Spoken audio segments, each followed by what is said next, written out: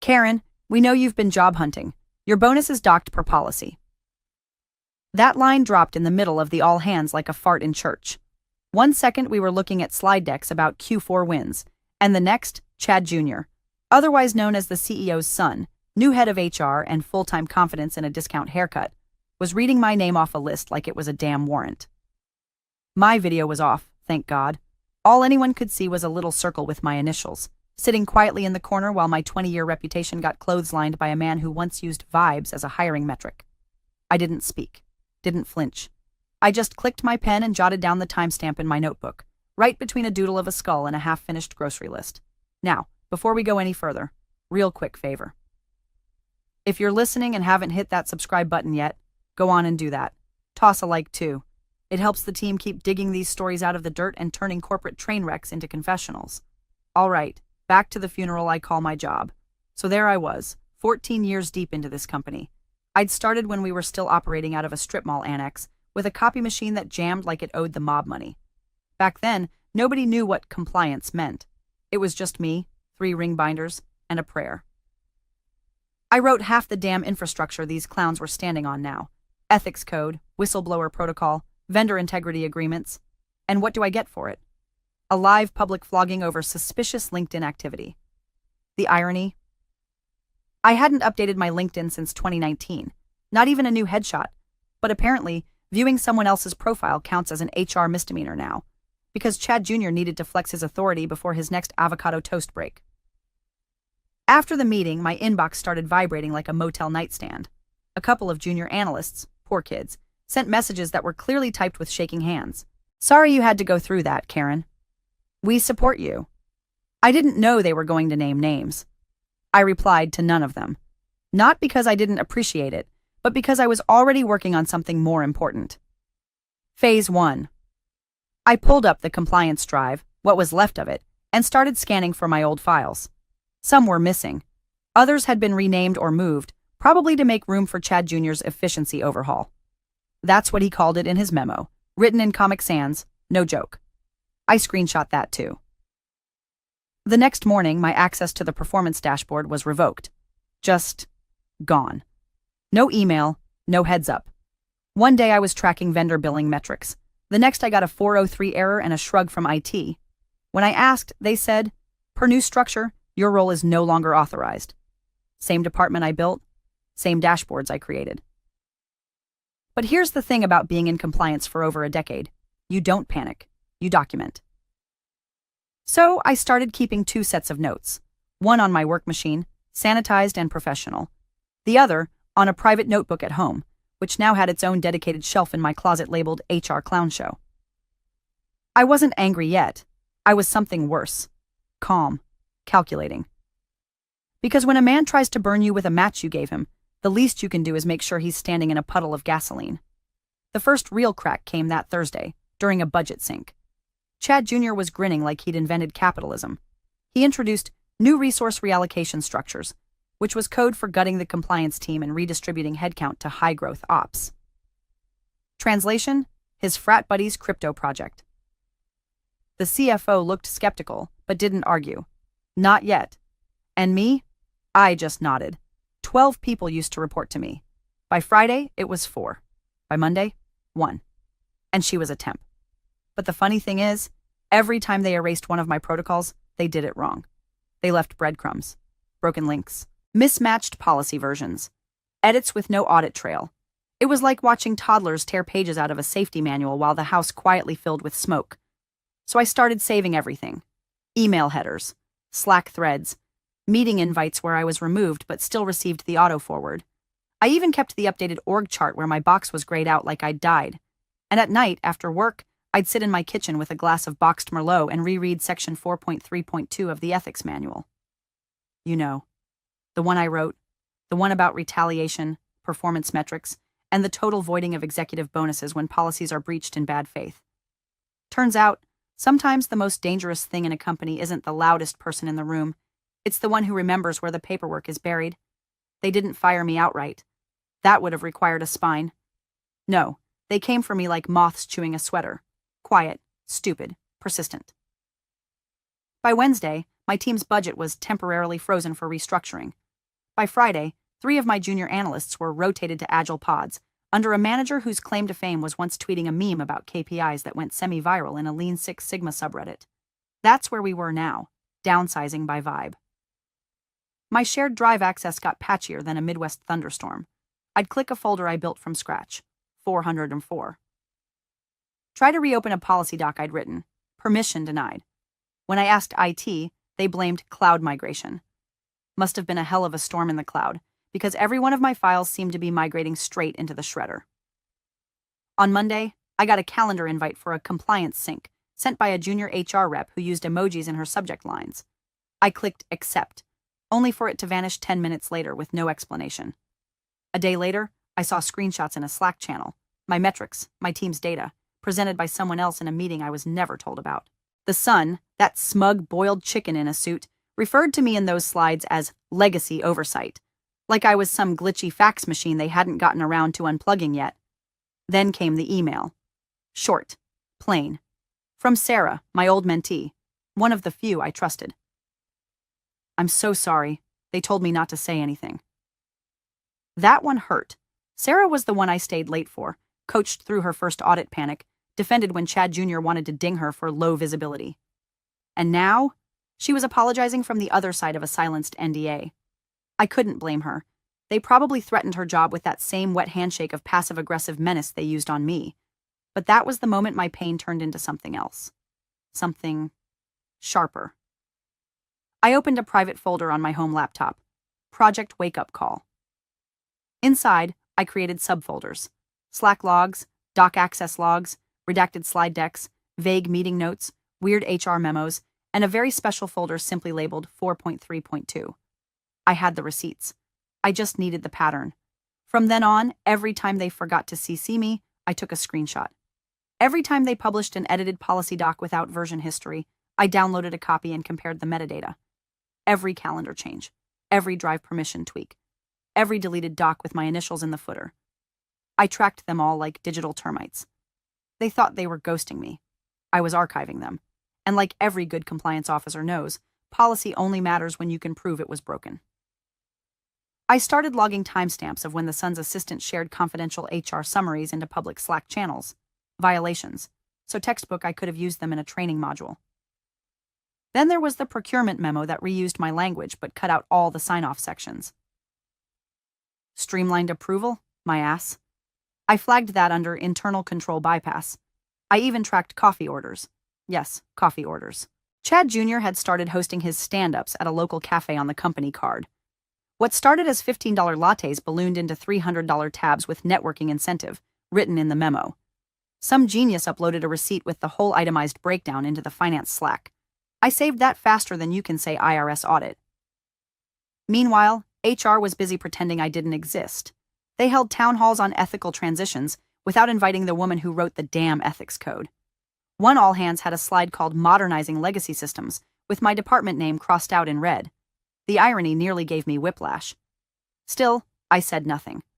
I smiled in hallways, nodded on Zooms, waved when waved at. I even thanked Chad Jr. for redefining structural compliance during one of his pontifications. He lit up like a toddler on a trampoline. He actually believed it. The thing about these new age execs is they mistake silence for agreement. They think because you're not kicking and screaming, you've accepted your fate. What they don't realize is that some of us were trained to read fine print like scripture. And some of us wrote it. The real joke? Every policy they'd bent, every shortcut they'd taken, every compliance safeguard they'd dismantled to make themselves look efficient, it was all traceable. I'd made sure of that years ago when I standardized metadata tagging on internal documents. They thought they were deleting my work. They were just triggering breadcrumbs. And as they quietly dismantled everything I built, they forgot one thing. It's not the people who shout who burn your empire down. It's the ones who remember exactly where the bodies are buried. The teacup clinked louder than it should have. Maybe because my hand was shaking. Or maybe because Rebecca always insisted on using bone china, even in a cafe that served avocado toast on roof tiles. She said it made her feel like power still had manners. I said nothing and stirred my Earl Grey like I was trying to summon something from the bottom. She watched me over her glasses, the way she always did when she knew I was lying through my teeth. I'd texted her that morning, "Tea?" And she'd replied within seconds, You bringing a laptop or a body? Neither, I said now, forcing a smile. Just need your eyes on something. I reached into my bag and slid the old binder across the table. Gray. Faded. The kind you only keep because you know someday someone will pretend it never existed. Rebecca ran her hand over the cover like she was touching a fossil. Well, damn, she muttered. Version 3.1. This was the one with the executive clawback clause, right? Page 47, I said. She flipped it open like a priest cracking a hymnal. Pages ruffled. Tabs peeked out. Notes scribbled in the margins from a younger, more optimistic me. Back when I still believed policy could protect people. Before I realized it only works if the people in power are scared of the rules. Rebecca's brow lifted. Then her lips parted slightly. You're kidding. What? I asked, sipping my tea like we weren't sitting on a corporate landmine. She tapped the page with her pen. Section 4.3.2. This is airtight, Karen. Airtight. Any punitive adjustment to employee compensation based on unverified employment search activity shall trigger a mandatory internal audit and void the executive bonus pool for the active fiscal quarter. I leaned back. That's the one they used against me. She stared at me like I'd grown a second head. Used? They invoked it? At the all hands. Said I was job hunting. Canceled my bonus. Called it per policy. Her jaw clicked shut. Then opened again, slowly. Sweetheart, that's the policy you wrote. And they violated it. I shrugged, watching the steam curl off my tea. Didn't think they'd be dumb enough to do it in front of 200 employees. Rebecca sat back in her chair, one hand flat on the manual. So, what's the plan? I don't know. The words came out smaller than I wanted. Weaker. Not the cool, calculated Karen I'd been at the office, logging every deleted file like a librarian in a war zone. Here, in the soft cafe light, I was just tired. Maybe I just wanted to be reminded it was real, I added after a moment. That I wasn't crazy. Rebecca's look softened. You're not. You're just surrounded by idiots with Wi-Fi. She closed the binder gently, like sealing a coffin. This isn't just grounds for HR arbitration. This is policy sabotage. You built their skeleton. They're trying to wear your bones like a costume, and they don't even know how it fits. That got a smirk out of me. Barely. You still have the audit trail? She asked. Everything I can grab without setting off alarms. She nodded approvingly. Good. You always were sneaky. I laughed into my teacup. I prefer methodical. Whatever helps you sleep. She paused. Karen, you do realize you could blow this wide open. If the clause is still active and they're penalizing you without a verified investigation, they kill their own bonus pool. I finished. Yeah, I know. We sat with that for a minute, her thumb tapping the corner of the binder, me tracing a crack in the table like it was a roadmap. I just keep thinking, I said finally. I wrote all this to protect people. From retaliation. From manipulation. I never thought I'd need it for myself. Rebecca tilted her head. That's always the mistake. Thinking we build armor for other people. You built it. You own it. So if someone tries to use it against you, well, that's just poetic justice with a payroll twist. I smiled, but it didn't quite reach my eyes. You okay? She asked. I don't know. It's like I'm watching a car crash in slow motion, and I'm the one who installed the brakes. Rebecca sipped her tea. Then maybe it's time you reminded them where the brake lines are. I looked at the binder, at my name typed in the corner of every policy page, at the quiet, invisible authorship I thought didn't matter anymore. And something shifted. Not loudly, not dramatically, just settled into place. They hadn't just ignored me. They'd violated me. They'd taken my work, my ethics, and twisted them like coat hangers to hang their egos on. And now they were about to find out the difference between legacy and leverage. Rebecca stood and grabbed her coat. Text me if you need me to represent you. I thought this was off the record, I said. She winked. It was, but revenge always gets better press when it's fully documented. I watched her leave, my tea going cold. The binder sat there, quiet as ever, but suddenly it felt heavier. Not like a burden, like a loaded weapon. Her name was Maya, 19, maybe 20. Smelled like vanilla body spray and fresh optimism. First week in the office, she wore real slacks and took handwritten notes during onboarding. The kind of intern who still believed in collaboration and career growth. Poor thing. She was also the niece of a friend, which is the only reason I hadn't written her off as a walking HR Trojan horse. She knocked on my door with a legal pad hugged to her chest and said, "Hi, are you Karen? I'm on the compliance rotation. They said to shadow you for policy transition workflows." That was a mouthful of corporate soup, but I smiled and offered her the chair across from mine. She sat like someone expecting a pop quiz. "So," she chirped, "I've been going through the old ethics folders, but HR said to delete anything with a red tag unless it's been updated since 2021. I froze mid-email. Delete them? Yeah, they gave me a list, said they were cleaning up legacy clutter. I thought I'd check in with you before I did anything drastic, but she looked down at her notes. I've already moved like 15 files to the purge queue.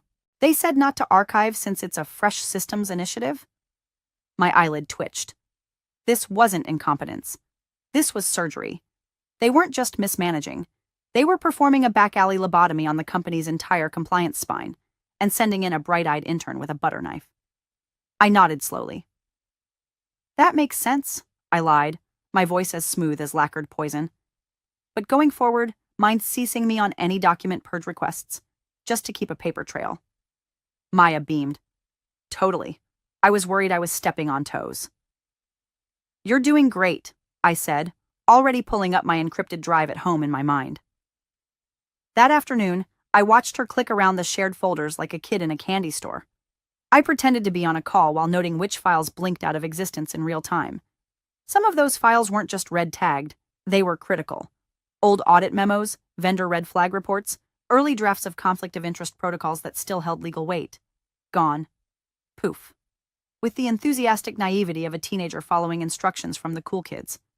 By the time she left at 5, cheerfully waving her little tote bag goodbye, I'd already installed a silent sync tool onto my personal machine at home. Every time a compliance file was deleted, renamed, or accessed without proper clearance, it pinged me. I named the folder ARC, because when the waters rise, you build a boat. Over the next few days, I let Maya work uninterrupted. Every time she got a new deletion order, she'd swing by my desk and say, "Just giving you the heads up," like we were coworkers on a sitcom. I'd nod, thank her, then download the last clean version from our backup server and tuck it into my own archive before she hit delete. She never once asked why the backups weren't flagging her removals. They'd shut those off too. And that's when it clicked. This wasn't just short-sighted cost-cutting. They were systematically dismantling the legal padding of the company, stripping out the paper trail, making sure if and when something imploded, there'd be no blueprint left pointing back to the ones responsible. No safety net, no ethics guardrails, no Karen. Except I was still there, watching, cataloging, rebuilding the shredded scaffolding one file at a time. One morning, Maya brought me a USB stick. "Hey, they said to re-upload these vendor logs after cleaning the formatting. I don't totally know what that means, but here you go." I took the drive, smiled, and nodded. "Thanks, I'll take care of it." The files were all original vendor dispute logs from 2016 to 2019. Cases I personally handled, redacted, revised, and time-stamped like they were created last week. The new versions stripped entire paragraphs about pricing collusion and procurement irregularities. The formatting wasn't the only thing being cleaned. I emailed myself the originals from my old backup, then printed both copies, old and new, slapped sticky notes on them, labeled each page discrepancy, then filed them in a labeled folder at home. Ethics falsification, intern assisted.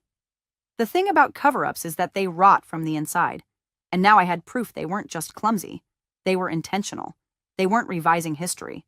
They were deleting it, and they were too arrogant to realize the intern they used as an eraser had CC'd every order to the wrong person. Me. So I played dumb. Let Maya keep chirping updates like she was doing me a favor. Let HR think their little document laundering operation was going off without a hitch. Let the new regime bask in their illusion of a clean house. Because the more they tried to erase me, the more they etched their own fingerprints into every policy violation I'd ever written. And when the flood came, they wouldn't be able to swim in plausible deniability. They'd drown in their own audit trail. It started with a typo. At least that's what I let them think. During a routine Slack thread, routine being generous, Since it was mostly emoji reactions and vague phrases like looping in stakeholders, I dropped a snippet of policy into the chat. Section 2.1.6. The clause about third-party conflict disclosures during invoice overages. Worded it all casual, like, we might want to cross-check this W 2.1.6 before approving any new vendor rates, just in case. 2 minutes later, I got a ping from the HR assistant, Haley, 23, emotionally allergic to punctuation. Hey Karen, can you not use old policy drafts? That one's obsolete, lol. Oh, honey. I didn't reply right away. I clicked over to the policy index, then the metadata, then the version history. Guess what wasn't obsolete? Section 2.1.6. Live. Filed. Last updated 2 years ago. Not deactivated. Not even flagged for review. Haley had pulled that line straight out of someone else's script, probably the Sun's. So I let her sit in that silence while I copied the full compliance index, every active policy, every timestamp, every authorship tag, into a new private spreadsheet on my drive. I titled the sheet, Compliance Ghosts. Then I wrote her back. Oh, my mistake. Thought it was still active. Must have been muscle memory. She reacted with a thumbs up emoji. It took every ounce of professionalism I had not to respond with a middle finger. That same week, while cross-referencing vendor expense logs, something I technically wasn't authorized to do anymore, I found a discrepancy. One invoice from a consulting firm flagged as quarterly strategy refresh. Cost? $14,600. Deliverable? A 3-slide PowerPoint deck with an executive summary that said, and I quote, optimize transformation pipelines via stakeholder realignment. That meaningless pile of MBA word salad had been submitted through the Sun's new Agile procurement flow. The firm's address? A co-working space in Tampa? The signature? Someone named Braden, with a Y. I dug deeper. Found 2 more invoices from the same firm. One for emergency brand alignment, another for cultural diagnostics. Same billing structure, same vague language, different months, different amounts. Same ghost company. It stank worse than the break room fridge after someone forgot tuna salad behind the oat milk. This time, I didn't say a word to anyone. I printed all 3 invoices, cross-referenced them with the policy I wrote on third-party approval, and slid them into a red folder I labeled Q4 Audit Prep. Then I added the chat with Haley. Then I added every obsolete clause that had been flagged as problematic by HR, including 3 more they were actively violating in their daily workflows. By Thursday, I had a folder the size of a textbook, and they still thought I was done. That's the funny thing about stripping someone of authority. If they know where everything is buried, taking away their shovel doesn't help you. It just means you won't see them coming when they dig it all up. I even started sending myself daily summaries at home under boring subject lines like lunch options or Q4 recipe list. Inside, annotated vendor logs, deleted Slack messages, timestamps from doc revisions, even phone call summaries when I overheard interns whispering about cutting through red tape to approve that Braden thing. Braden, with a Y. I'd remember that name if I ever had to testify under oath. Meanwhile, the Sun was getting louder, puffier. His pep talks turned into half-speeches about modern agility and streamlining legacy systems. He liked the word legacy, used it like a sword. What he didn't know was that legacy doesn't mean outdated. It means something that outlives you. Every time he changed something, deleted something, sunsetted a safeguard, he was dancing through a minefield that I had personally engineered for transparency. He just didn't realize the mines still worked. And I didn't even have to reset them. I just had to wait. They had removed the smoke detectors and handed me the lighter. By the end of the week, I added a sticky note to the audit folder. They think I'm gone. Good. I leaned back in my chair, sipping cold coffee while the Sun held another meeting about restructuring compliance to fit a modern lens. He said it with his sleeves rolled up and his chest puffed out. I watched from the back of the room, smiling. They didn't know the woman who wrote the rules was still in the room. And they had no clue that every time they broke one, I wasn't just taking notes. I was building their tombstone out of footnotes and fine print. They gave me a seat at the table that day, but not a voice. One of those long performative budget alignment meetings where the snacks are stale and the air smells like passive aggression and hand sanitizer.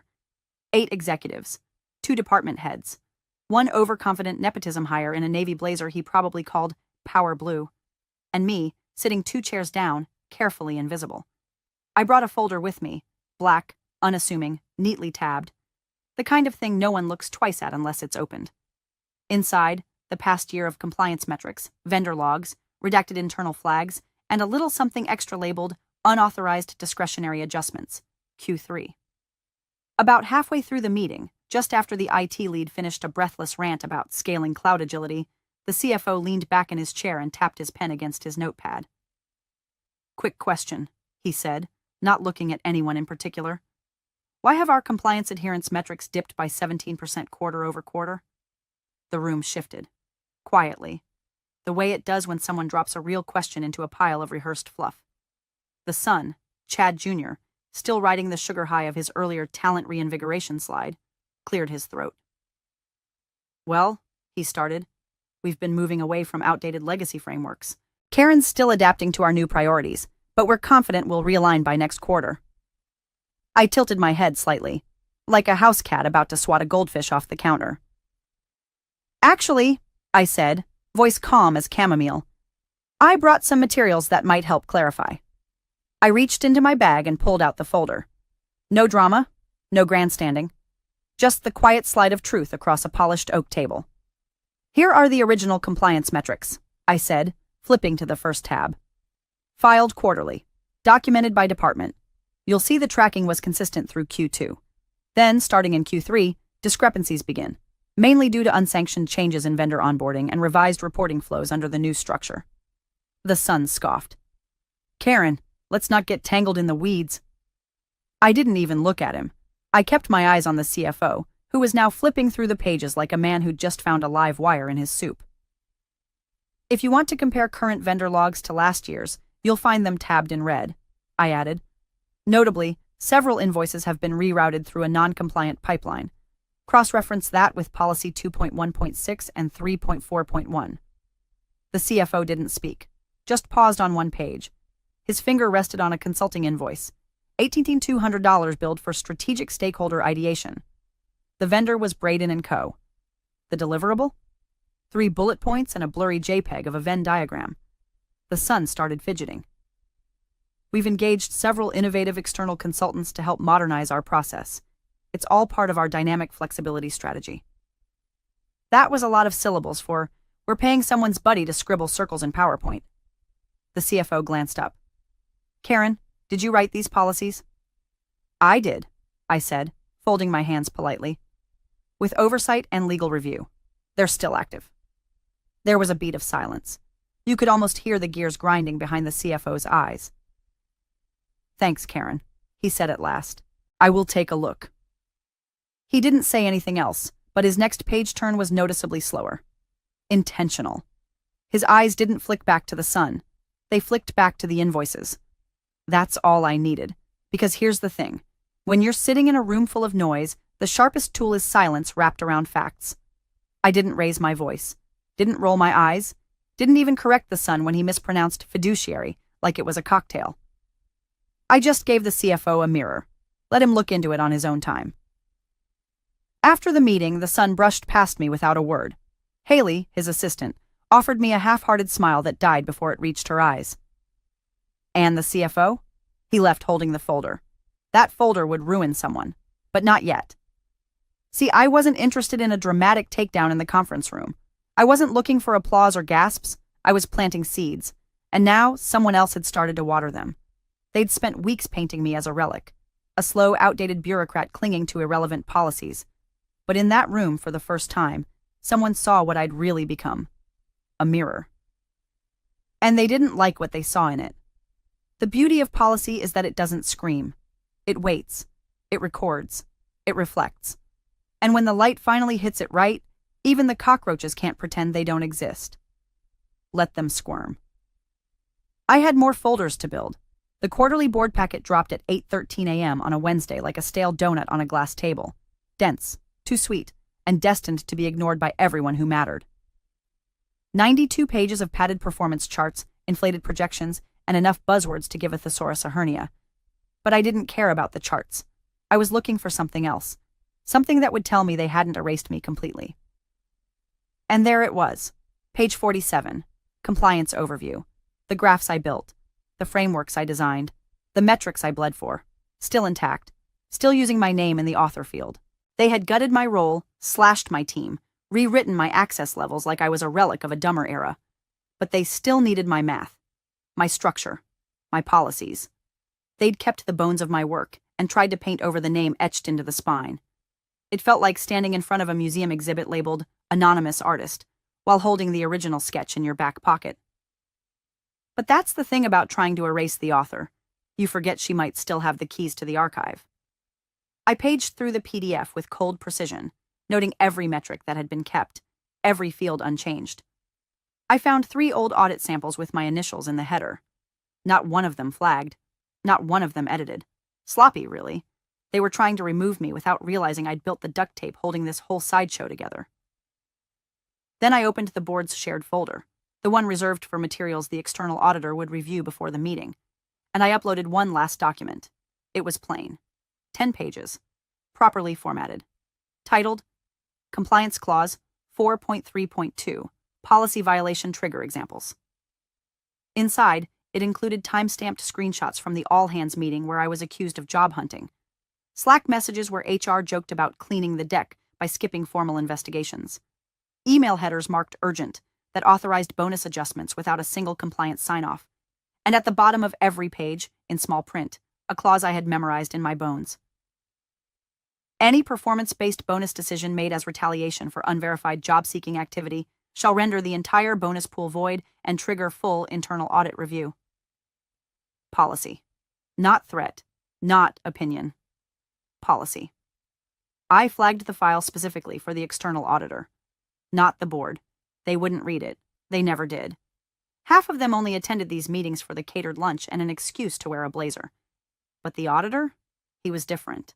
He was the kind of man who once caught a $6,000 discrepancy in a client's travel reimbursement and filed a 17-page report about it. He'd read it. All of it. I sat back in my chair and stared at the screen. A deep, slow breath left my chest like I'd been holding it for weeks, because now it was out of my hands. This wasn't a revenge story with fireworks and screaming matches. It was a chess match, and I'd just moved my queen into place. They still didn't know what was coming. The son was busy prepping for the meeting like it was a high school debate final. Probably practicing hand gestures in the mirror, trying to look like he understood half the acronyms in the deck. I imagined him smoothing his thrift store Armani knockoff blazer, practicing lines like, "We've optimized the legacy systems with a future-forward lens," or some other TikTok MBA nonsense. He thought he'd won, that I was boxed in, outdated, obsolete. But while he'd been busy performing leadership, I'd been documenting leadership failure. And now, with one flagged document sitting quietly in a folder he'd never bothered to open, his entire bonus pool was floating in gasoline. All it would take was one spark. No press release, no email bomb, just quiet exposure in a boardroom full of people who understood one thing better than loyalty: liability. As the day rolled forward, I went about my work like nothing had changed. Answered emails, approved minor vendor requests, helped Maya draft a risk checklist she'd never be allowed to implement. And every so often, I'd glance at the shared folder, waiting for the auditor's initials to appear next to my document. At 3:27 p.m., they did. He downloaded it. No comment, no follow-up, just a small icon change, a match striking stone in the dark. That's the thing about policy. It doesn't need to shout. It just needs to exist in the right hands at the right time. And I'd just passed the torch. The boardroom was colder than usual. Probably the air conditioning. Probably the tension. Probably my own pulse slowing to a crawl as the moment I'd been building toward began to unfold like a loaded script nobody else knew they were in. I sat near the back, as always. Not out of shame. Out of strategy. From the back, you see the whole stage. You hear the whispers before they turn into questions. You watch the looks pass between executives who realize they've stepped into a landmine field wearing stilettos. The son sat up front, all puffed posture and pregame smirk. He had his blazer buttoned too tight and his notes stacked on the table like trophies. He was living his fantasy. Head of HR, key player, trusted voice in front of the board. He even leaned over to whisper something to Haley, who nodded like a loyal poodle. I imagined it was something like, "Nail this and they'll never question the restructure." Or maybe, "Remember to mention the diversity dashboard." The CEO sat beside him, looking worn but attentive. Unlike his son, He understood that board meetings weren't about noise. They were about not becoming the headline in next quarter's investor call. The external auditor sat with a copy of the packet, glasses perched low, voice steady as ever. He worked his way through the departments, flipping pages, issuing brief observations. IT compliance, improved. Procurement, flagged for late submissions. Finance, within thresholds. Each summary landed like a thud, another brick in a wall of predictable monotony. Then he reached Section 4. Compliance. My section. He cleared his throat. Now, on to internal ethics metrics. Specifically, policy adherence and Clause 4 3.2. I didn't move, just folded my hands in my lap. The sun was still smiling. The auditor's eyes scanned the page, then stopped. He blinked, let out a quiet chuckle, flipped to the next page, paused. Then he laughed. Not a polite laugh, not a boardroom chuckle, a real caught-off-guard laugh, the kind that silences a room not because it's funny, but because it's wrong. Oh no, he said, tapping the page. This is... wow. All heads turned toward him. The sun's smile faltered. Haley froze mid-type. The CEO sat forward just an inch. The auditor slid a single printed sheet across the table. Crisp, intentional, highlighted in yellow. This, the auditor said, is quite possibly the most ironically violated clause I've reviewed this year. The CEO took the sheet, his brow furrowed as he read the top line, then the next, then the fine print at the bottom. He looked up. Who wrote this? No one spoke. So I did. 7 years ago. The room went quiet the way only power can silence a space, suddenly and absolutely. The CEO looked back down at the document. The room's collective attention followed like a tide. Clause 4 3.2, printed in simple black text. Any performance-based bonus decision made as retaliation for unverified job-seeking activity shall render the entire executive bonus pool void and trigger full internal audit review. The sun paled. Not gradually, not gracefully. It was like someone had drained the blood from his face with a straw. He leaned forward, mouth half open, clearly preparing to spin. That's not... But the CFO interrupted, voice like a hammer on glass. It's dated, filed, and active, and she's still listed as the policy's original author of record. The board chair raised an eyebrow. The CEO didn't say anything. He didn't have to. His eyes said everything. Oh my God, she wrote this. I sat still, letting the weight of the moment sink into the pores of every person in the room. Not smug, not showy, just grounded. I watched them squirm, not with glee, though there was some of that, buried deep, but with satisfaction, like watching a slow leak finally become a burst pipe in a house you warned them to fix years ago. The son opened his mouth again, closed it. No one looked at him. The auditor flipped to the next page. I've attached examples of current violations, time-stamped, backed by message logs and document metadata. Unless rescinded with board consensus, the clause activates a full compliance audit and freezes executive bonuses pending outcome. Silence. Then paper rustling. Then the slow, inevitable shuffle of reputations recalibrating. I didn't need to say another word. I'd said enough. In documentation, in policies, in the quiet backups I made while they were too busy patting themselves on the back. Now they would scramble. Try to contextualize. Try to reframe. But it wouldn't matter. Because the moment had landed. The trigger had been pulled.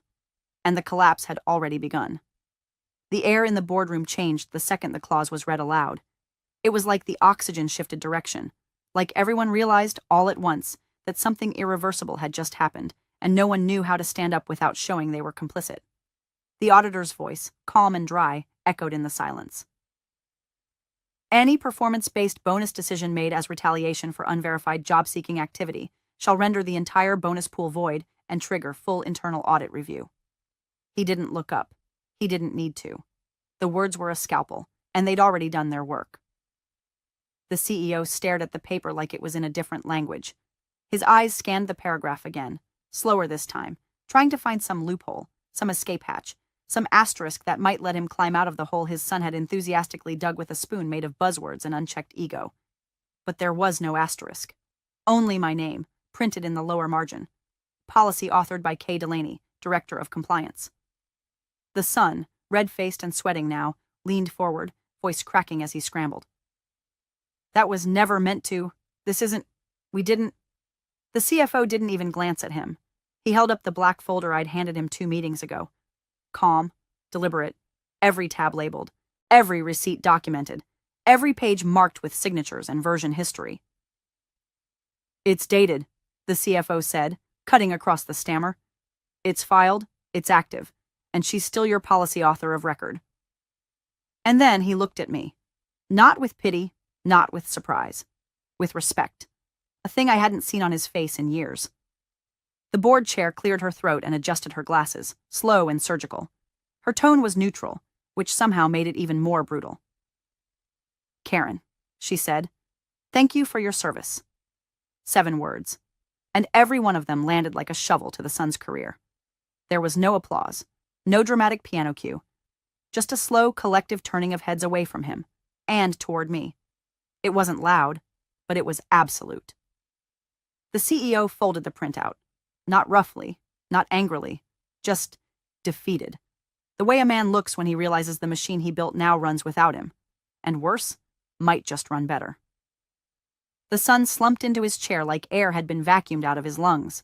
Haley, his assistant, stared straight ahead, hands folded in front of her laptop like she was praying no one would ask her a question. And the CFO? He slipped my folder into his briefcase like it was evidence in a sealed indictment. The auditor scribbled something in his notes.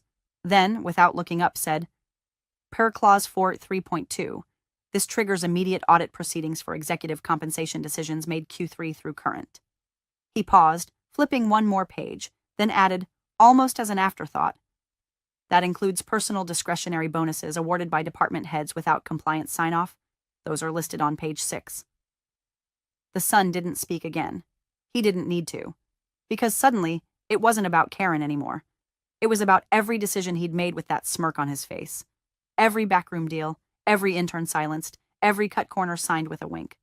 Now it all lived under audit review. His favorite word turned against him. And me? I didn't cry, didn't grin, didn't even adjust my seat. I just looked at the policy on the screen and thought, this is what a boundary looks like when it bites back. 14 years of being quiet, of being sidelined, of being labeled legacy, of building the entire ethical backbone of a company only to be told I was too cautious, too procedural, too slow for modern leadership. And now the people who erased me were standing in a room built on my rules and discovering, too late, that I never left. I didn't raise my voice. I didn't throw a fit. I just wrote everything down. They came at me with slogans and flair. I answered with a clause. A boring, forgotten clause tucked into a manual they never bothered to read. And it burned their bonus pool to ash.